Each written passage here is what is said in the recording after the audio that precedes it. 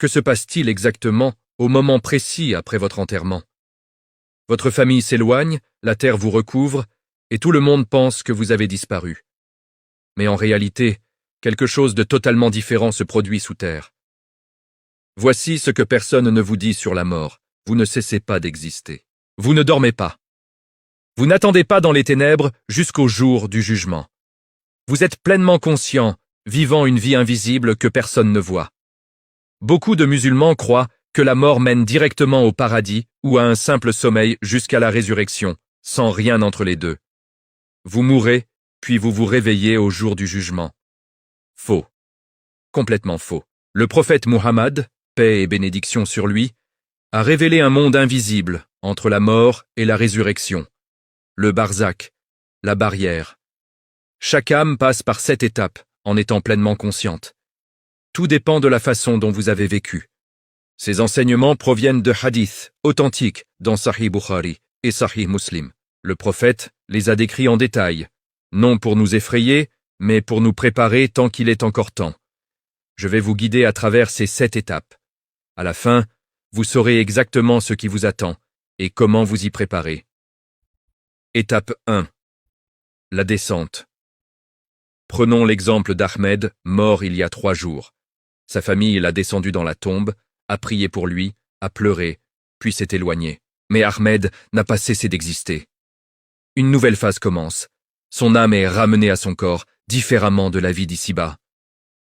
Il entend les pas de sa famille s'estomper au-dessus de la terre. Le silence est oppressant. Mais il n'est pas seul. Si Ahmed a vécu dans la droiture, une belle figure apparaît à ses côtés. Vêtue de blanc, parfumée, au sourire serein. Elle dit doucement « Me reconnais-tu » Ahmed répond « Ton visage apporte la paix ». Elle réplique « Je suis tes bonnes actions, je t'ai accompagné dans la vie et je resterai avec toi pour toujours ». Mais s'il a gaspillé sa vie, une figure sombre s'approche, visage noirci, odeur de pourriture. Elle gronde « Me reconnais-tu » Ahmed tremble « Je ne veux pas te voir ». Elle siffle « Je suis tes mauvaises actions, je t'ai suivi dans la vie et maintenant tu ne peux plus m'échapper ». Le Coran avertit dans la sourate Al-Mu'minun, derrière eux est une barrière jusqu'au jour où ils seront ressuscités. Ahmed est maintenant piégé dans cette barrière. 2 êtres approchent sa tombe. Étape 2. L'interrogatoire. Ahmed, entendez pas mais plus lourd, non humain. 2 anges apparaissent, Munkar et Nakir, chargés d'interroger chaque âme. Leurs voix font trembler la terre.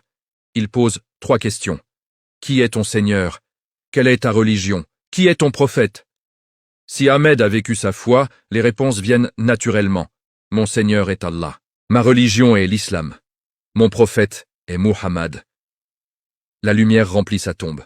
Mais s'il n'était musulman que de nom, sa langue se fige. Je ne sais pas.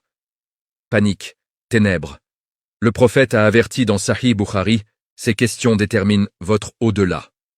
Étape 3, expansion ou constriction. Soudain, les parois de la tombe bougent.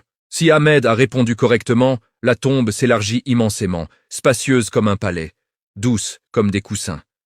Sinon, les parois se resserrent, écrasant sa poitrine. Douleur insupportable. Le prophète a dit dans Sahih Muslim, « Même les pieux sentent une légère pression au début, comme une étreinte maternelle, puis le soulagement. » Étape 4. Lumière ou ténèbres. Ahmed s'habitue à son environnement. Si ses prières, aumônes et bonnes actions étaient sincères, une lumière chaude comme un lever de soleil illumine sa tombe. Paix et chaleur. Sinon, ténèbres épaisses, suffocantes. Chaque péché devient ombre. Le Coran dit « Allah guide vers sa lumière qui il veut ». Étape 5. Confort ou tourment. Une fenêtre s'ouvre dans la tombe. Pour le pieux, vue sur le paradis, jardins, rivières, parfums enivrants. Joie immense. Pour le pécheur, vue sur l'enfer, flammes, chaleur, odeur de soufre. Terreur infinie. Le prophète a dit dans Sahih Bukhari, « La tombe du croyant devient un jardin du paradis, celle du pécheur une fosse de l'enfer. » Étape 6. L'attente dans le barzakh. Le temps ne s'écoule plus normalement. Pour le pieux, des siècles passent comme une sieste paisible. Pour le puni, chaque instant est éternel, souffrance interminable. Certaines âmes attendent depuis des milliers d'années, vivant ce que leurs actions ont créé. Étape 7, la résurrection. Soudain, la trompette retentit, l'ange Israfil souffle, le ciel tremble, montagne s'effondre. Le pieux se lève en paix, prêt à rencontrer Allah. Le puni se lève en terreur, le barzakh n'était qu'un avant-goût. Le prophète a dit dans Sahih Bukhari, les gens ressuscitent dans l'état où ils sont morts. Les 7 étapes du barzakh s'achèvent. L'éternité commence. Ces étapes attendent chacun sans exception. La tombe est la première étape de l'au-delà. Si vous la passez avec succès, le reste sera plus facile. Demandez-vous, quelles seront vos réponses aux anges? Votre tombe s'élargira-t-elle ou se resserrera-t-elle? Lumière ou ténèbres? La bonne nouvelle, vous respirez encore.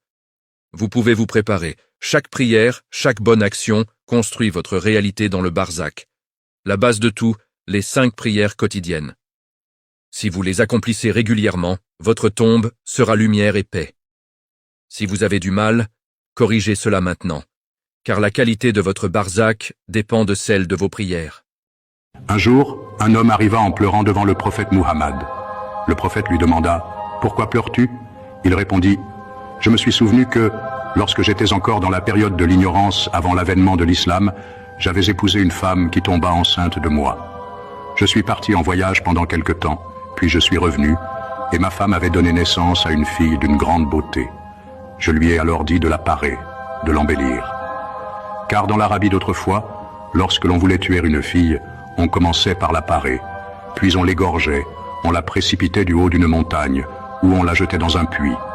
Cette petite fille s'est agrippée à ma barbe et m'a dit « Oh mon père, ne trahis pas la confiance qui m'a été accordée. » La pitié et la compassion m'ont envahi, mais je me suis aussitôt souvenu de la honte dont ma tribu accablait la femme, car les Arabes considérèrent la femme comme un déshonneur. Je l'ai donc jetée dans le puits. Elle s'est alors cramponnée au bord avec ses petites mains. Je suis allé chercher une pierre et je l'ai frappée aux mains jusqu'à ce qu'elle lâche prise et tombe. Elle est morte.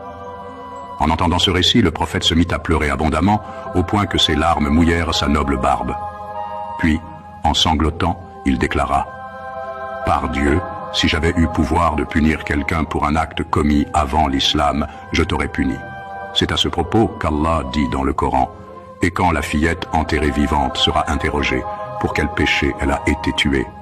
L'islam est la seule religion qui a honoré la femme après qu'elle fut humiliée, qui l'a élevée alors qu'elle était dévalorisée, qui l'a ennoblie après qu'elle avait été traitée comme une marchandise bon marché, et qui l'a libérée alors qu'elle était achetée et vendue sur les marchés au prix le plus dérisoire. Voilà pourquoi, aux yeux du prophète Muhammad, les femmes figuraient parmi les 3 choses les plus précieuses. Si vous aimez le prophète, priez pour lui en commentaire.